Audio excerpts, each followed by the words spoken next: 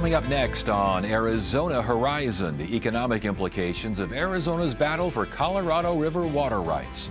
Also tonight, we'll hear about efforts to increase the state's global presence in the global space economy and the latest in therapies and treatments of colorectal cancer. Those stories and more next on Arizona Horizon. Arizona Horizon is made possible by contributions from the Friends of Arizona PBS, members of your public television station. Good evening and welcome to Arizona Horizon. I'm Ted Simons. The U.S. Bureau of Reclamation last week announced plans to address falling Colorado River water supplies. Now, the plan calls for, among other things, stabilizing Lake Powell by increasing water releases from upper basin states. But the plan also calls for a reduction in water moved from Lake Powell to Lake Mead, which stores water to lower basin states, including Arizona. Bottom line, Colorado River water supplies continue to fall, and most solutions show Arizona taking a big hit, which would especially impact the state's economy. For more on the economic impact, we welcome Danny Seiden, President and CEO of the Arizona Chamber of Commerce and Industry. Good to see you again. Thanks for joining us. Thanks for having me on. All right, this environmental statement of impact and everything we're getting, the feds, their next plan, and we're getting, the feds they're paying attention, but are they paying attention in the right way? You know, this is not something that's just snuck up on all of us. You know, we've just missed two crucial deadlines over the past 2 years on negotiating out what's supposed to happen with the cuts.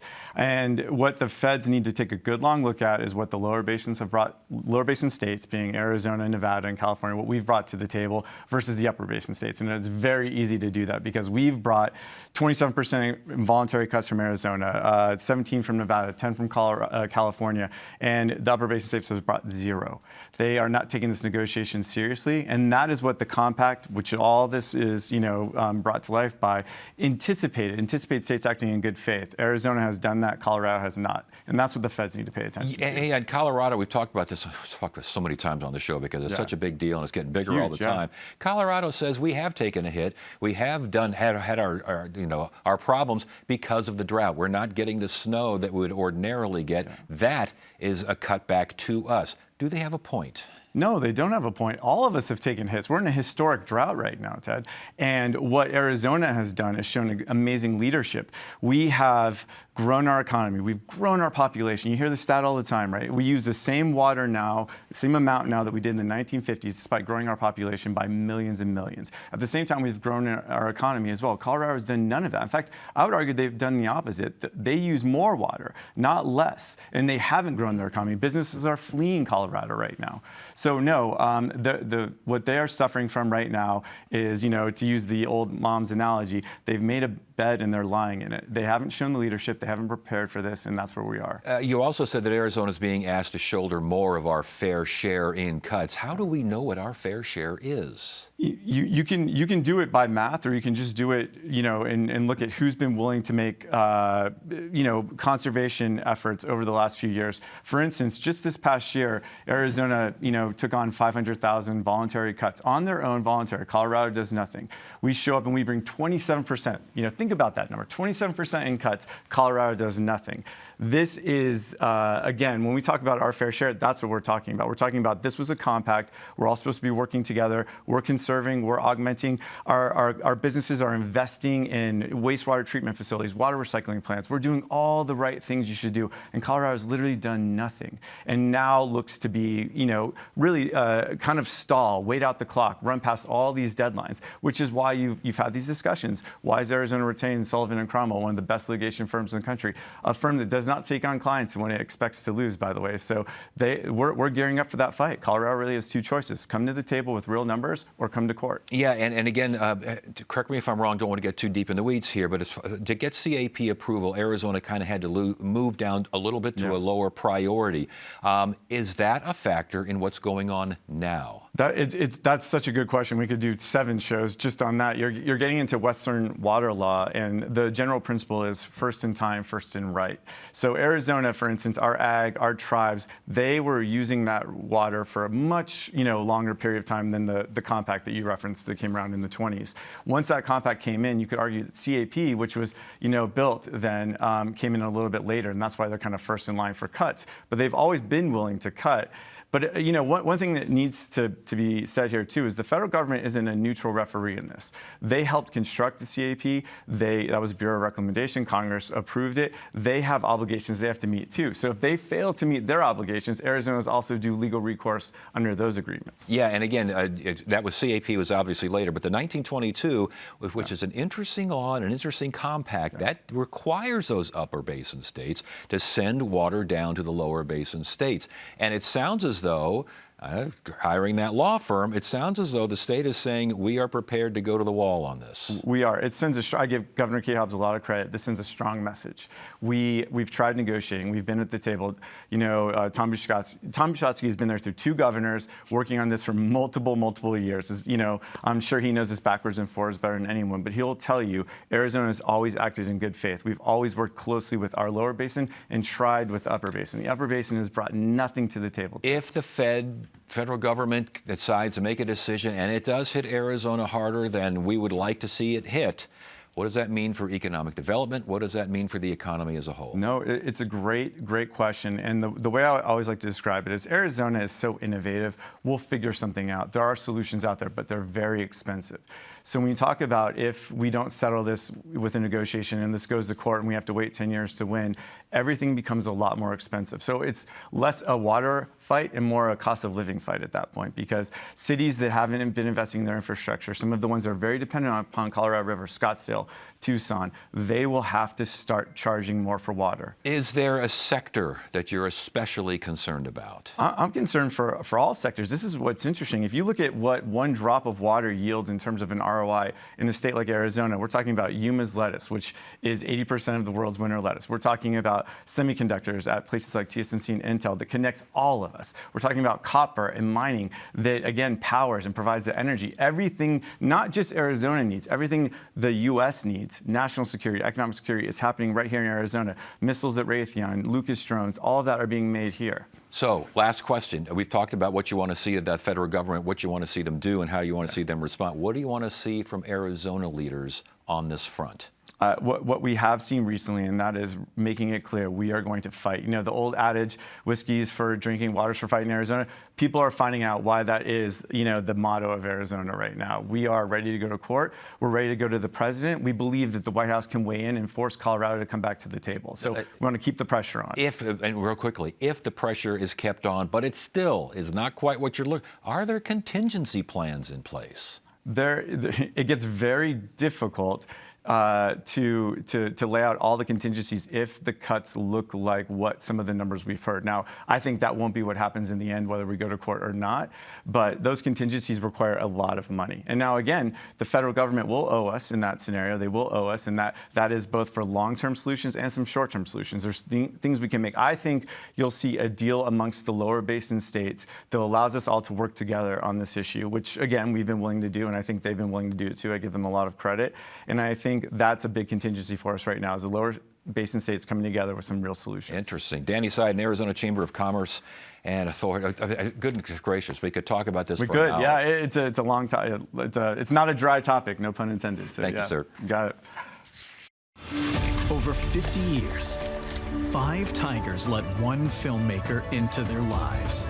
What comes next is the tale of a resilient animal dynasty and the advent of a new dawn for the tigers of India. Wednesday night at 7 on Arizona PBS. On Call the Midwife. We need to get to the bottom of what ails you. We all know what ails me. I am merely ancient. Don't believe I've ever met a lady wrestler before. I call over sometimes, fight or no fight. She does not know what she needs or wants. I came here to pray, or at least to decide what I ought to be praying for. Sunday night at 7 on Arizona PBS. On Masterpiece. Eyes on the camera, please. There is much to be grateful for. But I cannot pretend it's what I would have chosen. Your wife has a mind of her own. Chaos can be the mother of inspiration. You will refrain from discussing our arrangement. Poor Francis. She's never managed to tame him. Trust me, I have a plan. Only a fool would underestimate you. The Forsyths. The season finale. On Masterpiece. Sunday night at 8 on Arizona PBS. Space Rising is a group that's leading an Arizona Space Congress, which brings together government and industry leaders, investors, and others, in hoping of creating a clearly defined Arizona space economy by 2030. Taryn Struck is the co-founder of Space Rising, and she joins us now. Welcome to Arizona Horizon. Thanks for having me. So let's start with Space Rising. What is that? And then we'll get to the Space Congress. Well, the reason Space Rising exists is because the one challenge we have here in Arizona is the connective layer, that connective tissue that brings all of our sectors together. So we have a strong space economy here, and especially in the defense and manufacturing, but to have alignment and shared understanding with all sectors to move forward and really lead in the space economy, which is going to be valued at $1 trillion in the next decade. We need to be aligned. And thus you need a strategy to get that alignment. We need a strategy, yes. And that's what the Arizona Space Congress, how does that help develop a strategy? Well, we are inviting all members of the community, all sectors to come together to have a voice in what that space strategy will look like. So we will run all of the people and the participants that day through a methodology. So we have context and alignment at the beginning. We get to hear from the subject matter experts all day, and we will solutioneer tactics and ideas from the group at large that will then turn into a space action playbook for the entire state to use as a strategy starting point. Yeah, solutioneer. I don't think I've ever heard solutioneer. And also doing this in conjunction with the Arizona Space Commission as well. So we're doing this as a community, we're bringing everyone together, and we are beyond excited. Arizona's role right now in the global space economy is what? So we are positioned beautifully. Arizona is actually primed to lead. We have everything here, and we're actually working on southern commercial spaceports right now. So with that happening, Arizona is positioned in a way where we could be end-to-end manufacturing. We build space in Arizona. We have year-round weather that we can do testing. We have one of the most impressive workforce pipelines coming out of our amazing universities. We have all of the positioning. And then there's going to be this new river of federal capital that's coming our way with the boost of the Space Force, like an 80% funding boost in 2027. So Arizona, we need to capture. We need to capture that because it's important for our nation at large. And it sounds like you need a game plan. We need a game plan, So the core assets are here. You got the weather, you got the land, you got the aerospace and defense, the universities, the commercial space as well? So commercial space companies are all starting to move in. So we have our primes here. So we were speaking to that a little earlier. So we have Northrop and we have Honeywell and Raytheon. Those primes are gravitational for Arizona to bring in new mid-tier acquisitions. That's important. It just gravitates in. So yes, we want to attract more though. So we need an economic development strategy as well. How far can Arizona go though with space? I mean, one of our producers' students mentioned, transporting rocket parts. You can't just do that on a train, at least not a regular train that we can. You got to have water, barges, and these sorts. Right, supply chain. How do we do that here? Supply chain and logistics, and so we need to bring all of our experts together to figure out how we're going to run that. Because even I was speaking to Sierra Vista the other day. They're going to have a re-entry spaceport, and the logistics is the hard part to figure out and how to plug it in. So that's why we need everyone in the room to really strategize and solutioneer all these pieces. So the Space Congress brings together all these sectors and tries to get rid of the silos and get everyone working together for that game plan. Correct. Yeah. So give us an example of what happens at a Space Congress. Well, it's not just a bunch of people talking. We want to hear from the experts. What do we know about the global economy as it is globally, but then what's happening in Arizona locally? And then we have 4 breakouts that we're going to focus on that day. So our infrastructure, our technology, power, and also our human frontiers. So those 4 will be the pieces that we drill into and that we get to learn more about, and then also be part of the conversation and the solutions of what we need to do by 2030 as a community at large. Is there going to be another Space Congress in 2030? You bet. Yeah. You bet. We're gonna keep them going, and it's designed to be scalable. We would love to see these congresses happen in other states as well, so we can connect strategies. So I saw this described as a one-day event, alignment to action in a single day. In a single day. What does that mean? It's amazing what you can do with frameworks and methodologies. We will move everyone through context, all the way to solutioneering, all the way to innovation. We even have a live innovation pitching competition that day in partnership with the World Innovation Network. So we're bringing a national and international hand into Arizona for this. Yeah, pitching meaning as elevator speeches. Yeah, elevator speeches. What what is the next emerging space tech? We want to hear from our next astropreneurs. We just talked about water, and water is always Yes. top of mind here in Arizona, especially Yes. now. We've got a drought going on here, and it shows no sign. Although we might have a super El Nino coming this winter, but that would be a blip in the drought. How can you build a global space economy when water is so important? It is so important, and that's why I'm glad earlier they were speaking to how important it is for Arizona, because we are this industrial base. It is crucial that we have the water for our nation, for us to build for the nation. It is important for all of our data centers, our spaceports, everything. We need that for the infrastructure. But is that something that you have? It has got to be difficult to predict the future when you can't even figure out what's going on now. Right. So we can only, work about a few years at a time to know what we're working with. So power is the other one. So water and power. Power is going to be a challenge as well. Yes. Yeah. Last question here. Is Arizona punching to its weight as far as space, global economy, all these things? I mean, we got the observatories, we got the history of it, such a Loads wonderful of legacy. history. Yeah. But are we doing as much as we could? We can do more. I think we should be leading in space. Absolutely. We have everything here. We just need the connective piece and the alignment, and I think Arizona will be primed and we will just lead. Is that something that you mentioned, the Space Force and things like this, money coming in, federal money going to be a big part? Federal money coming in, yes, loads of it, and I want to make sure that Arizona can help capture that and be of service to everyone. Yes. All right, Terrence Struck, Space Rising.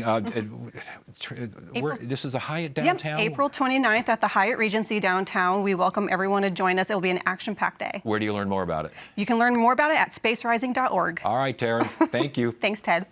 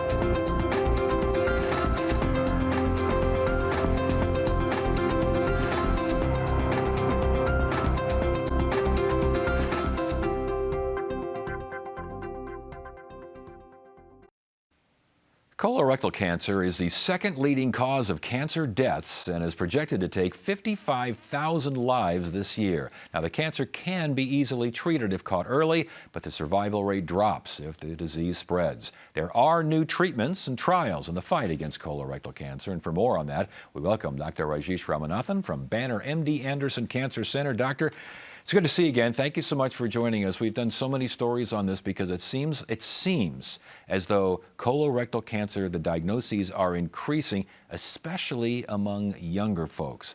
Are they increasing in general? There's no question among the younger folks, right? Yeah, you're absolutely right.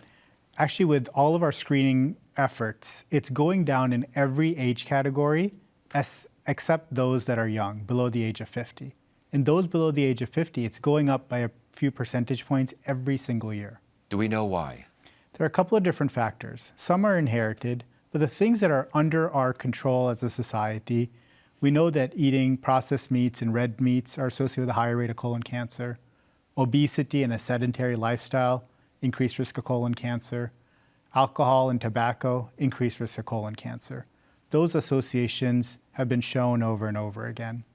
The hereditary ones, such as ones that are inherited as part of gene mutations, or other diseases like ulcerative colitis and inflammatory bowel disease, those are less under a person's control. But the other lifestyle factors are areas that we can make some headway in. Are we seeing more of genetic issues, inflammatory bowel disease? Are we seeing, are younger people under the age of, are they eating more meat? Are they drinking more and smoking more and doing all these things that maybe might have a There's got to be a reason, doesn't there? There is very clear evidence that as a population, our BMI, meaning the amount of obesity, is going up. That has linkages to it. The other is sweetened beverages or sugary beverages are also known to be a potential risk factor in colon cancer development, and that is also increasing in consumption. Interestingly, tobacco consumption is actually going down over time, but I think some of these other factors are outpacing that. That's interesting because you think about diabetes with the soda drinks and stuff like that, but colorectal cancer too, huh? Absolutely. So colorectal cancer, obviously we're seeing more in the way of people being diagnosed. How is it diagnosed? At this point, the primary mode for diagnosis is through a colonoscopy, where you manually insert a camera up and take a look, because that allows you to not just see where it is, but to get a biopsy to confirm that's what it is as well. The reason we push colonoscopy so aggressively is that it's not just a tool for detecting cancer, but especially for early cancers, it can be removed with the colonoscopy alone without needing surgery or chemotherapy or anything else. And the idea behind screening colonoscopy is to actually find it at the pre-cancer stage. So that's the real reason to push screening colonoscopy. It finds it, but it can also treat early colon cancer. And those are the polyps that can be found. Exactly. Almost all colon cancers, they don't go from normal to cancer, but rather they go from normal colon to a polyp, and then even that polyp goes through a multi-year process before it turns into an invasive cancer. What about some of these things where you mail something in and you do a remote thing? It's no colonoscopy here, but then you mail back this. But what do you think about those things? Yeah, so those are called FIT tests. That's the latest edition of these. These are tests that look at fragments within the stool to see if there could be a risk for colon cancer. Those tests are great as well, but it's very important to remember that those are meant for people that are low risk or average risk, meaning as an individual, if you have a family history of colon cancer, if you yourself have had other colon cancers, or if you have symptoms, then the FIT test is not for you. Colonoscopy is still the way to go. Okay, as far as treatment, as far as therapies, clinical trials, what's out there? We're seeing advancements in so many types of cancers. What about colorectal cancer? Where every year that goes by, there's a new drug or a new therapy that's coming out that's really changing it. I tend to think of colon cancer as a barbell. You've got some that we want to find very early and prevent the cancer from developing. That's where screening colonoscopy really shines. And on the other end, we're here to take care of patients that have gotten colon cancer already. Unfortunately, in that category we're talking about, less than 50, most of them are diagnosed at higher stages. So we need to have more therapies to allow them to live longer and to allow more of them to get to a point of being cured or without evidence of disease. Are the later stages, they're not that old. I mean, they're younger by definition. Right. Is it because their bodies are just still growing in some respect? Why are they advancing quicker than maybe older folks? What's going on there? So it's very interesting. When we look stage for stage, people survive the same, whether it's found earlier or later in life. The difference is that in the average person below the age of 50, they find it much later on.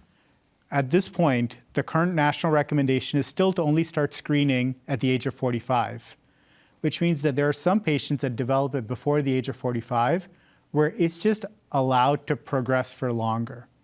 The other thing that we really need to get out as a message is that many times symptoms are brushed off as hemorrhoids or other things because people assume that colon cancer is a cancer of older adults. That's not the case.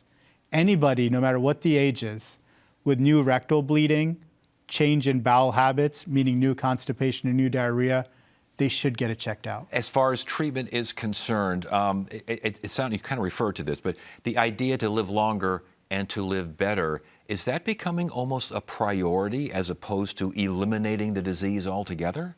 They go hand in hand. They go hand in hand.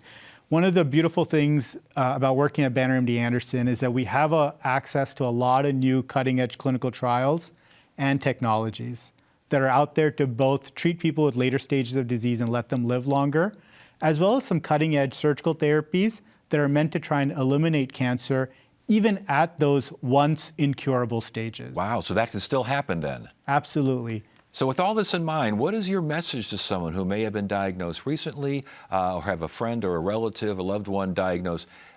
Is there optimism? Absolutely. What I would say is that whatever data that you look up on the internet, that data is already 5 or 10 years old.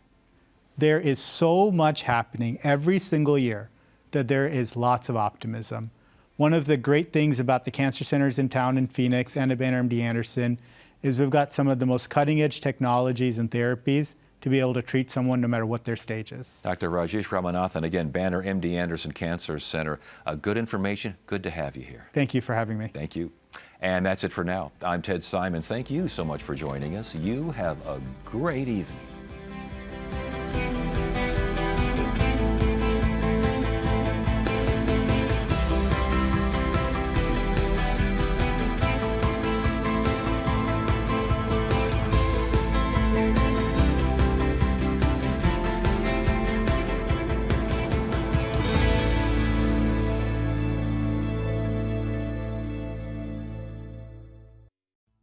I like to think that at Arizona Horizon we are unique in the way that we present information, public policy, sometimes news, these sorts of things, because we have conversations, and I don't want conversations